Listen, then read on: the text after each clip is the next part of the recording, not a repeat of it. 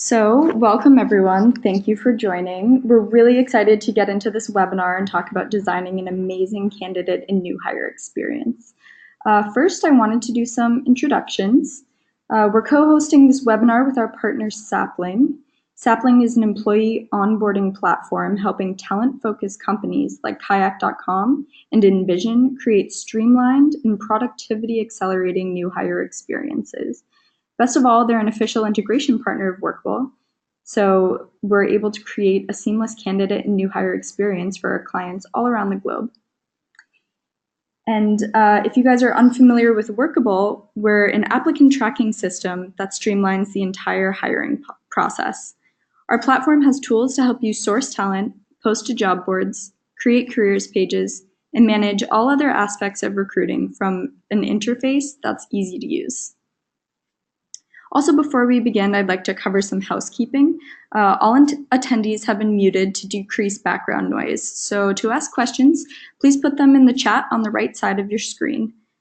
You can ask questions as they come up throughout the webinar, and then at the end, we'll go back and address all of the Q&A.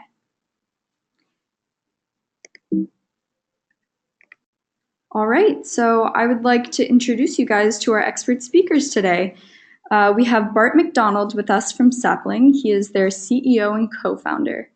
And from Workable, we have our own Elizabeth Onishuk. She's our talent acquisition manager. I'm Erin, and I will be moderating today. So just to go over the agenda, we're going to start off with the changing talent landscape and then move into the importance of candidate experience. After that, we'll talk about steps to design your candidate experience and give you tactical tips. Moving into importance of employee experience and designing for the future how you can make a new hire experience really amazing.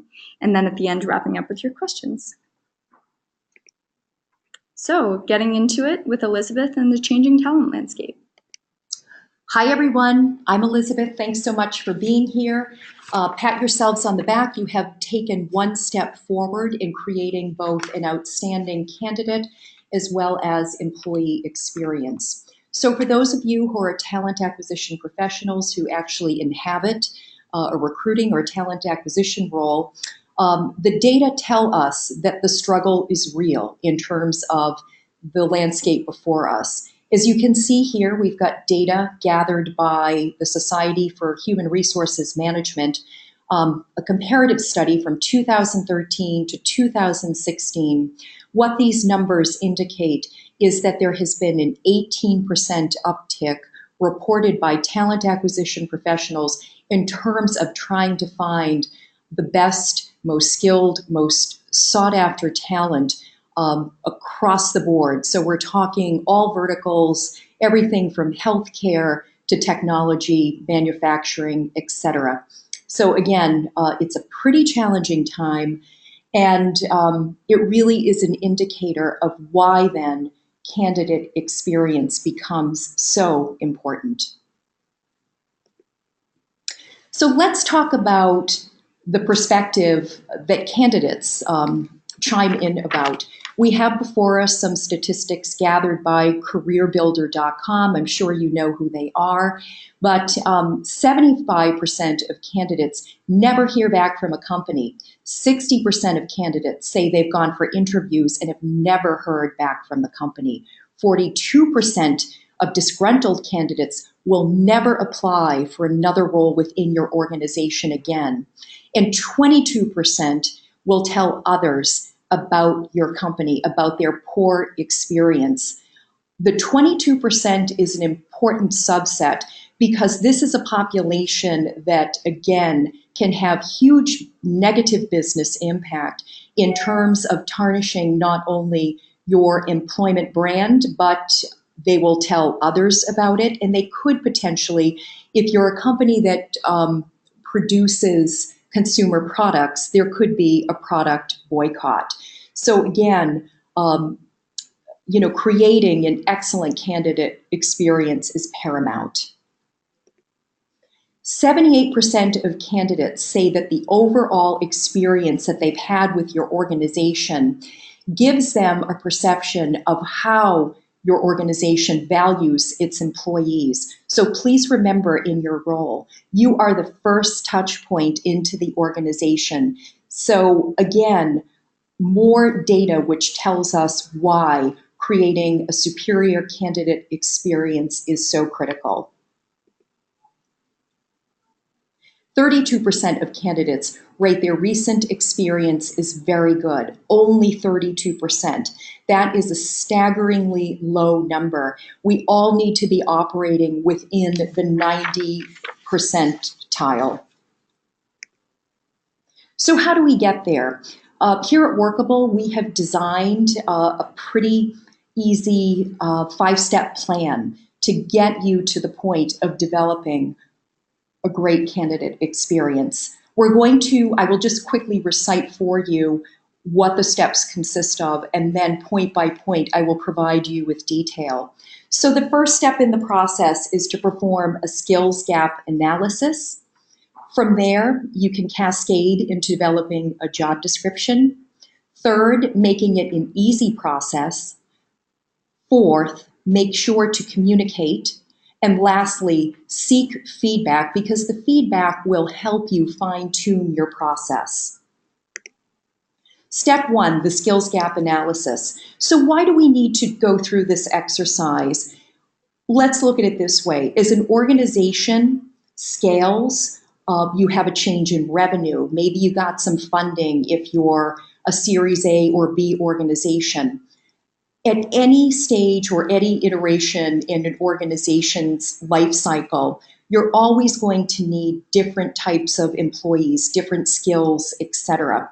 So it's important that you sit down with a hiring manager if he or she feels that there's a gap, a skills gap within their organization. Sit down and speak with them about where the gap is missing. Also, try to loop in an HR, a member of HR, and also important for a talent acquisition person to be at the table as well. From there, you can develop a job description. So here are some good tips for developing a strong and compelling job description. Make sure to use simple language. In other words, eliminate buzzwords and do your best to integrate active verb tenses into the spec. Make sure that you reference the hiring manager's title. You don't have to give the name, but mention the title. This gives your applicant a sense of how their role fits into the overarching organization. And it's a question that is most often on candidates' minds. Also, do not conflate in a job description the nice-to-haves versus the must-haves. Only include 4 to 5 must-haves. And then lastly, you will have an opportunity to develop the job title. But please go through this exercise first. Don't pick a title first and then develop the framework. Start with the framework first, which will lead you to developing a title. Make the process easy. So you have a careers page. Make certain that the roles are prominently posted on your careers page. Also, make certain that a candidate or applicant can apply on a mobile device. 70% of applicants say they prefer to apply for a role using a mobile device versus a laptop. Make it a quick process. So in other words, no login, no multi-page format. Try to contain it to one page. 63% of applicants say that if the application takes more than 5 minutes, they will abandon the process. So you certainly don't want to run the risk in competitive times of losing people that ultimately should be considered for a role. Also, make the process straightforward. Let the applicant know exactly what it is they need to submit. A resume, a cover letter, a work sample, etc. And then lastly, do a dry run and test it out yourself and be honest with the outcome and feedback. If it's taken you more than 5 minutes, go back and retool the process so that it can take less than 5 minutes.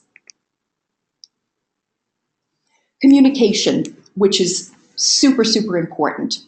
So we live in a time whereby we operate with automation, artificial intelligence, and machine learning. But it's so important to remember that we're dealing with human beings, not robots. Our applicants are human. So keep it real and keep it human. For those who you've engaged in the process, so they've gone beyond the first pre-qualification telephone discussion, and you'd like for them to be considered by the hiring manager and perhaps other stakeholders as part of the interview process, make certain to lay out what the process looks like in an approximate timeline so that the candidates don't feel lost. Also, for the candidates who are never going to make it to that first stage, which is the pre-qualification discussion, be sure to send a rejection notice and try to do it within the first 72 hours in which the application has been received. A few days ago, in advance of this webinar, I took a quick sampling of candidates that have applied for a specific role within Workable. And what I've discovered is that for every 8 applicants I send a rejection notification to, I actually receive a thank you note from them, just thanking me, letting me know, I really appreciate you took the time to review my background, and the fact that you let me know that I'm not going to move me forward helps me plan my search accordingly.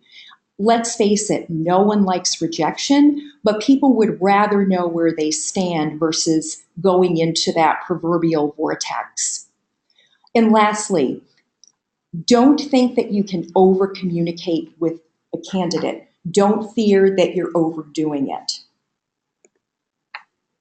Lastly, seek feedback. This is a really important part of your process to refine and again, provide an outstanding candidate experience. Our practice here at Workable, after a position is filled, we actually sample a population. Typically, we take about 10 applicants from all stages of the funnel.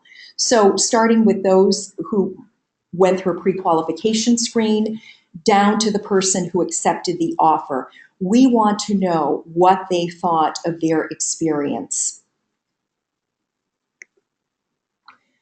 1 in 3 job seekers say that they've been asked for feedback. Again, it's so important to conduct the final stage, which is seeking feedback via a survey. If you don't, you really miss a huge opportunity to fine-tune your process. And then lastly, our supposition here for creating a really, again, superior candidate experience is to follow the 5 guidelines that you have before you. And if you do, I can nearly guarantee you that your candidates are going to be really pleased, whether they've received an offer from you or not. They are going to be able to talk to those in their network, etc., to let you know that they think that Workable is a great company. It's worth mentioning that more often than not, the overwhelming majority of candidates that I interact with will say to me, one of the reasons why I'm interested in Workable is because your Glassdoor.com rating is a perfect score of 5 stars. So as we know in this age of social media, we've got 3 top sites driven by Glassdoor, Indeed, and Vault, whereby an applicant at any stage of the game can go out and discuss their candid thoughts, good, bad, or indifferent, regarding their experience with your company. All right. Thanks, Elizabeth, for giving us those steps for designing a great experience for both HR and the candidate. For experience to be truly outstanding, it shouldn't stop once a candidate receives their offer letter. So Bart will be addressing this point, starting with the importance of employee experience. Great. Well, thanks for the introduction, Erin. Obviously, absolute pleasure to be on this call with everyone today. As we've just heard from Elizabeth about the tectonic shifts happening in the talent market, this has caused a huge change in expectations, not only from candidates, but from employees as well. We're now living in a world where employees officially rule the workplace. As an employer, the days of delivering a computer, some free coffee, and a paycheck are over. Job security and compensation were once top drivers for satisfaction amongst baby boomers and Gen X. But with purpose-driven, social-savvy millennials ruling the workforce and the internet ubiquitous Gen Z preparing for their grand entrance, expectations for what makes an employer attractive have completely changed. In a workforce where power has shifted to the employees, future of work theorists believe that a well-designed employee experience will be what makes your brand attractive and helps you to retain and grow your top talent. And when it comes to the experience that you need to provide to new hires, the data and business case could not be more compelling. For instance, 35% of employees going through onboarding look to quit within their first 6 months on the job. But when onboarding is done well, the positive impact can be enormous.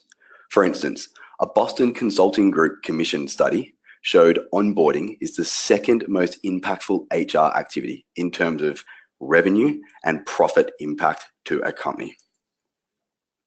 And lastly, as Glassdoor reports, structured onboarding increases retention by upwards of 80% and increases productivity by upwards of 70%.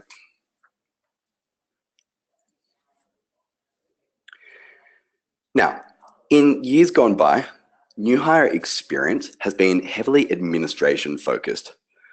Signing paperwork, enrolling in benefits, being allocated a desk and getting that security badge, all the tasks that go into an orientation program that typically lasts less than 1 week into the new hire's role.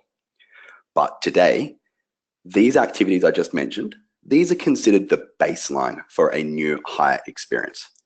The talent we hire have shorter tenures and greater expectations than ever before. And as people leaders, we need to be more strategic in the onboarding experience we design for the new hire. Not only pre-day one, but also in the first 90 days of the ramp up into their new role. Now at Sapling, we think through this onboarding experience in 3 sequential pillars. From the moment a candidate accepts their offer before they officially start, referred to as pre-boarding, to their experience on their first day, through to their onboarding and integration plan that typically lasts for 90 days. And just as Elizabeth was able to provide on the candidate experience, I'm now going to rapid fire through some best practices and tactics for each of these 3 critical stages. Now, the employee experience starts long before the employee begins their first day. Pre-boarding is a critical activity to continue nurturing excitement after a candidate signs their offer letter and validates their decision to work at your company. An easy idea here to create that red carpet welcome experience is to encourage the manager and team that interviewed or helped interview and call the candidate to actually give them a call and congratulate them on their offer. Or have a more senior person, not on the new hire's direct team, or the new hire's buddy call to congratulate. The new hire will feel completely excited and special and receive such a personal treatment at no cost to the company. Another activity to focus on during pre-boarding is to take advantage of the downtime between old and new roles and to help the new hire familiarize themselves with the paperwork, employee handbooks, benefits programs, and their first week calendar to tick off all the administrative and compliance elements before day one. Finally, the idea of surprise and delight goes a long way. We meet some really progressive customers who do activities like home delivering new hire welcome plaques, including company swag, champagne, and even experiences for the entire family to get around and celebrate this new position. Next, the first day. You should all be putting a lot of thinking into making this a well-organized, incredibly exciting, productive, and inspiring experience. The number one goal on day one is to get the new hire to come back tomorrow. By running an effective pre-boarding experience, the first day won't be spent filling out paperwork and introducing the new hire to their team for the first time. Instead, you can jump right in, inspiring your new hires with sessions dedicated to the company's culture, providing an office and neighborhood tour, showing them the new hire how the company is changing the world, however big or small your vision is, and how the leadership team is making that vision come true. A great example I recently heard about is a property technology startup in San Francisco who runs a session called Moving In to learn about the mission, vision, values, but also the funny company history and opportunity to win goods out of the swag closet. Additionally, day one should be about socializing the new hires with their team, not just their manager and immediate working group, but also with a buddy or other peers in their role. Here, you could consider a coffee card game, giving new hires a loaded card to the nearest coffee shop and asking that they invite team members to coffee over the next few weeks to get to know them better. And the first day is really just the beginning of an effective new hire experience. Eventually, the sugar rush wears off, and as a people leader, you should invest in structured, personalized onboarding pathways, giving the new hire, their manager, and their buddy clear visibility on the goals that everyone needs to own to help the new hire accelerate their ramp time to productivity. During the first 90-day window, it's also important to document and share stretch but realistic milestones for the employee to achieve. Using live on or off-site one-on-ones between the hire and their manager is a great format for tracking the progress of the new hire's onboarding experience, helping to calibrate that the new hire and the company's expectations are still aligned, and also to reaffirm that the new hire that you've invested so much time into sourcing, getting to day one, and going through their onboarding program is being set up for long-term success at your company. Lastly, not every hire feels comfortable being 100% forthcoming in these live one-on-one sessions. So providing every hire with an opportunity to give feedback asynchronously by offering regular feedback surveys at 30, 60, and 90-day mark in their onboarding program will go a long way. These surveys can be as lightweight as free online survey builders through to more sophisticated HR software solutions. The most important takeaway is that you're using something to collect and understand the new hire's perception of their workforce experience to date, the physical, the cultural, and the technological elements of their new hire experience, and their confidence in delivering on their core role as a successful employee. With that, I'm now really excited to be able to hand back to Erin to see if there's any questions we can take from the audience today to discuss candidate or the employee experience. Great. Thank you, Bart, so much. That was really helpful with some actionable tips. For everybody else, if you have any questions, please type those into the chat now. I'll give you about 30 seconds, and then I'll read them out and have our speakers answer.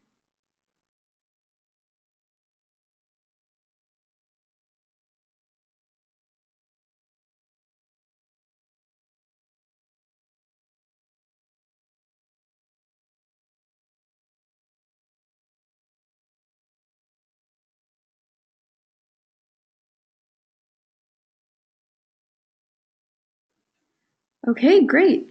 So we're going to start off with the first question. This says, our onboarding program lasts 1 week. How long should we run it for ideally? Great. Well, I might jump in here talking about the new hire experience. So typically when we poll a lot of customers or partners in the industry, it's very commonplace for many customers to run a 1 day or 1 week induction program. A lot of the best case or best companies, as well as a lot of the academic literature, really supports the notion that running structured 30, 60, 90-day programs are really going to help your organization and, importantly, the new hire be set up for long-term success. To say it in opposite terms, we definitely see a lot of supporting evidence. Feel free to have a look around a lot of the blogs and the white papers we have on our website, that 1 week onboarding programs do in fact actually hurt the new hire's ability to effectively manage and align their expectations with their manager and their company for the long term. Awesome. Thank you, Bart. So we had another question. Why do you eliminate nice to haves? on your job description? Just curious. Yeah, certainly. So I'm happy to take that question.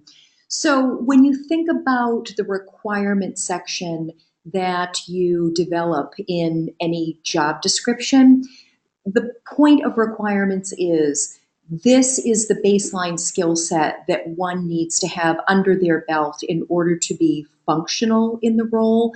So when you include nice to haves, you're really not getting at the heart of the profile, the ideal candidate, the most qualified candidate that you attempt to bring into your organization to solve your business pain points. Awesome. Thank you very much, Elizabeth. Yeah. So we have a lot of questions on this. The recording of the webinar will be available afterwards. But we got another question. How do your products help us manage this recommended experience? That is a great one. Thank you, Lisa.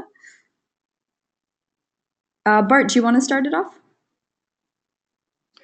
Sure, absolutely. So maybe, obviously, Elizabeth, feel free to jump in after me, but the reason that there's such a great integration now available between Workable and Sapling is that for many years, a lot of people in the industry found it really hard to run an effective and streamlined candidate search experience, as well as the new hire onboarding experience.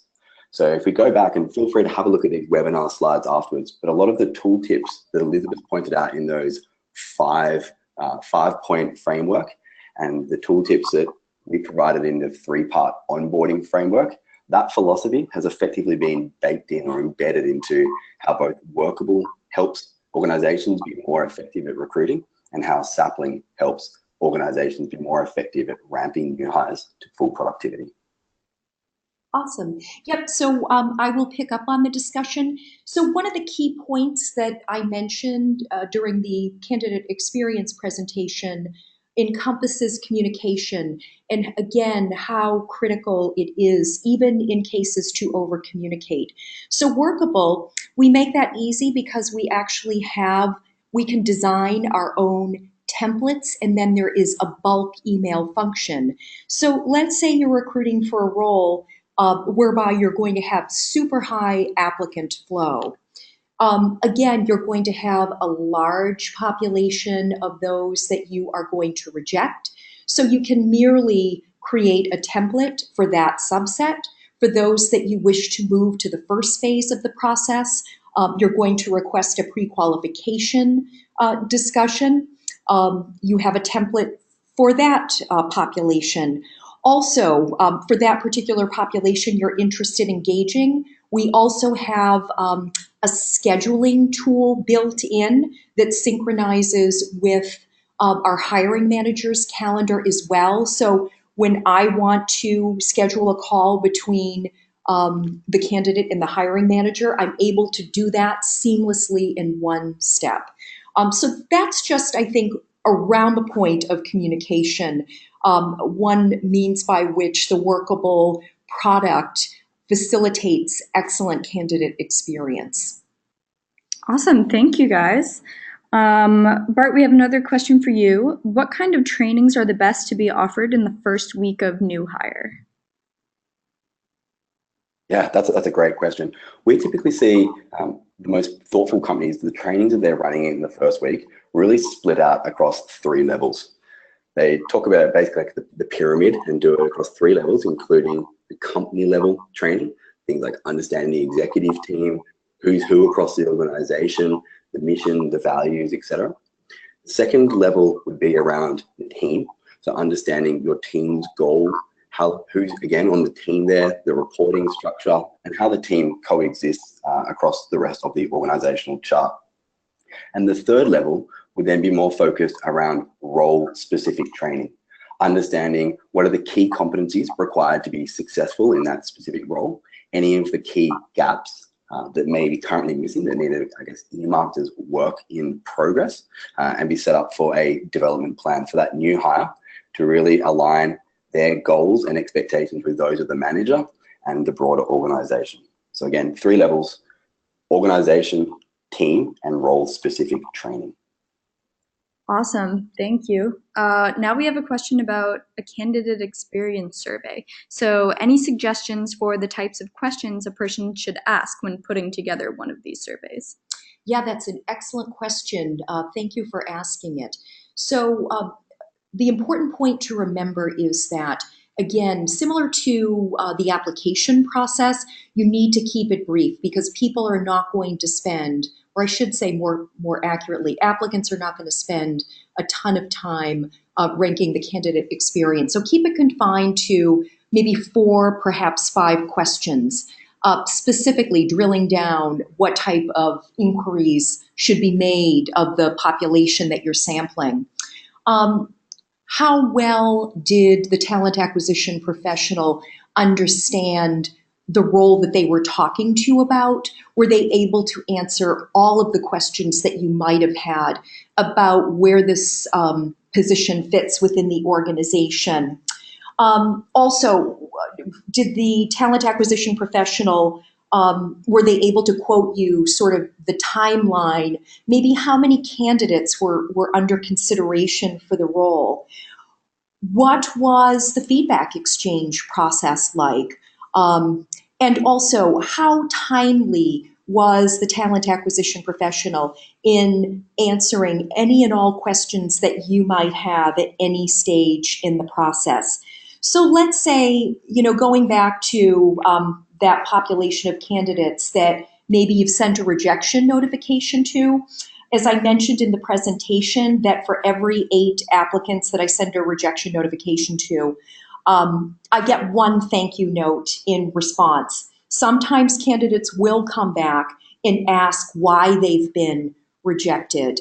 And it's an opportunity for me. I don't ignore those questions. I do explain from a technical standpoint where they did not meet the mark. So again, it's important to incorporate a question that is going to perhaps address a gap that a rejected applicant might bring forth. Great, thank you so much. Let's see, another question. How do you set expectations or motivate managers to take accountability for the new hire experience? Sorry, Aaron, could you just repeat that question quickly, please? Sure.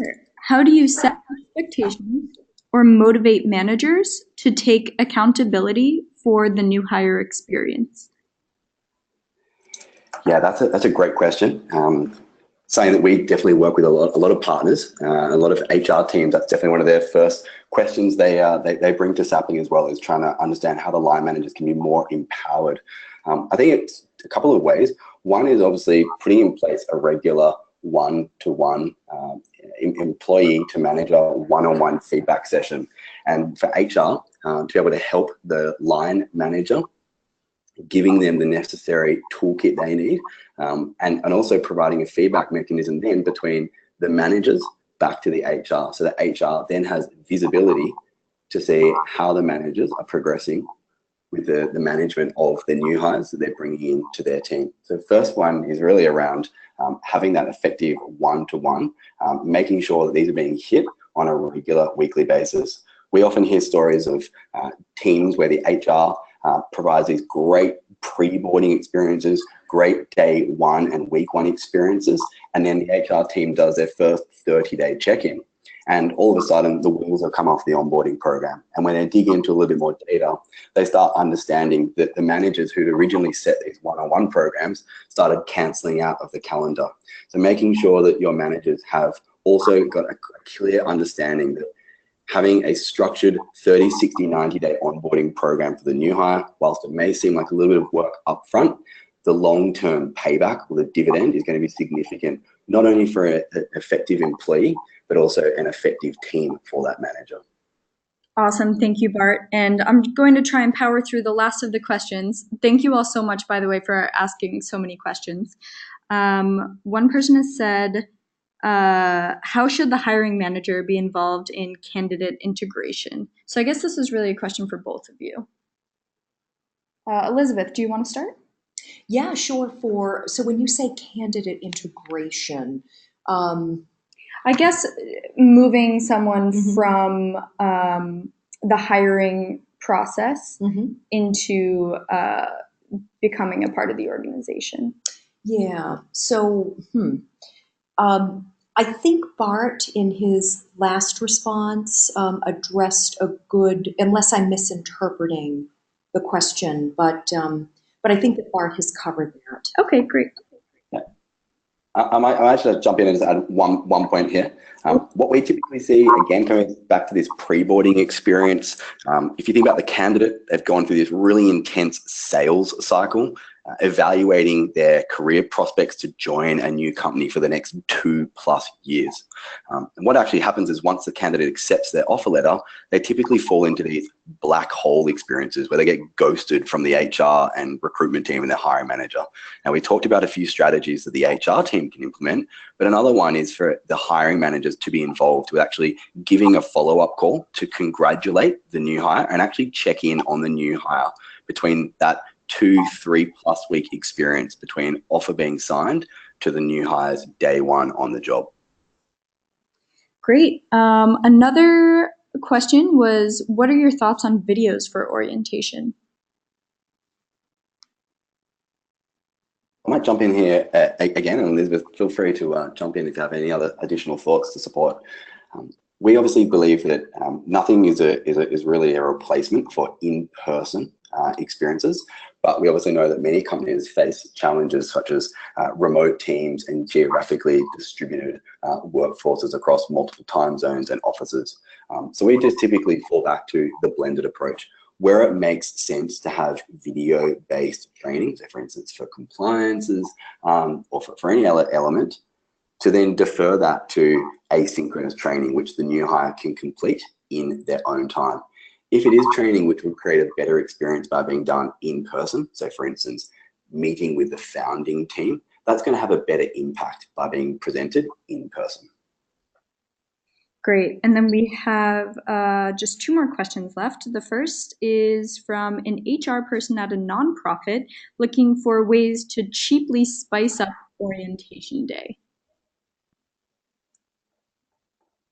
So any ideas around things you can do that maybe don't cost that much, but still make the new hire feel like they're being integrated?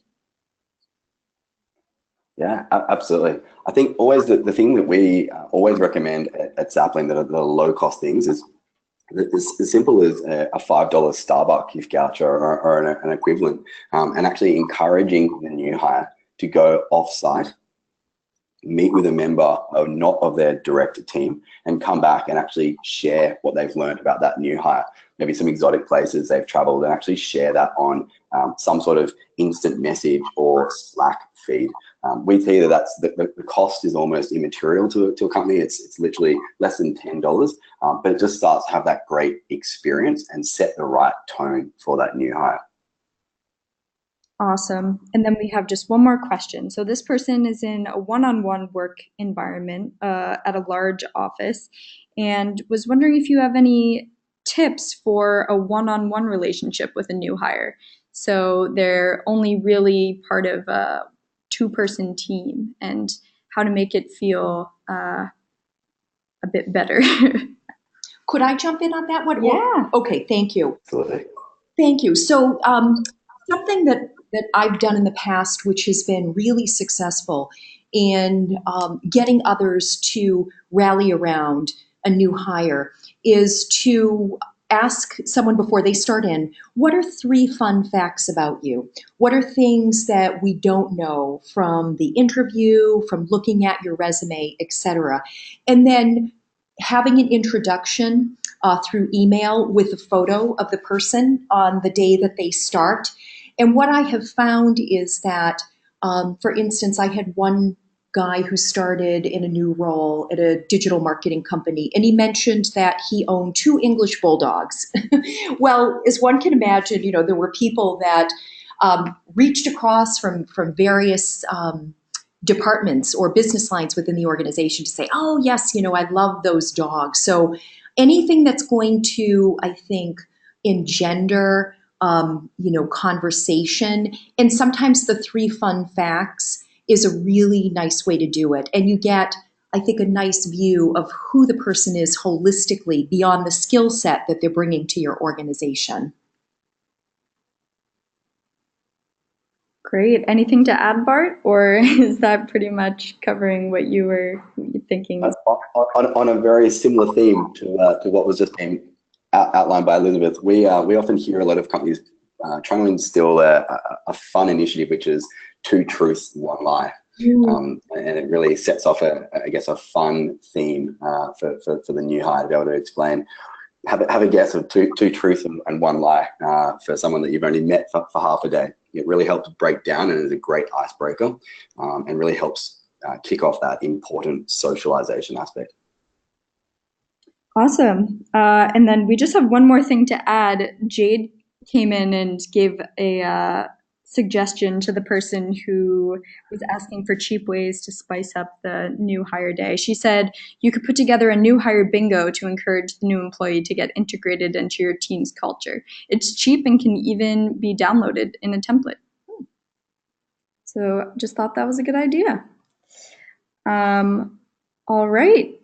Well, that's all we have for right now. Thanks again, everyone, for asking such great questions. And we really hope that you not only enjoyed the webinar, but found actionable things that you can start including in your own design for candidate and new hire experience. We will be sending out the recording and the slides for you guys to have and refer back to. And just check out Workable and Sapling's websites so that you can make sure you keep up with us and come to any other webinars we have. Great. Thank you so much, Elizabeth and Bart, and I hope everybody else has a great day. Thank you, everyone. Thanks a lot.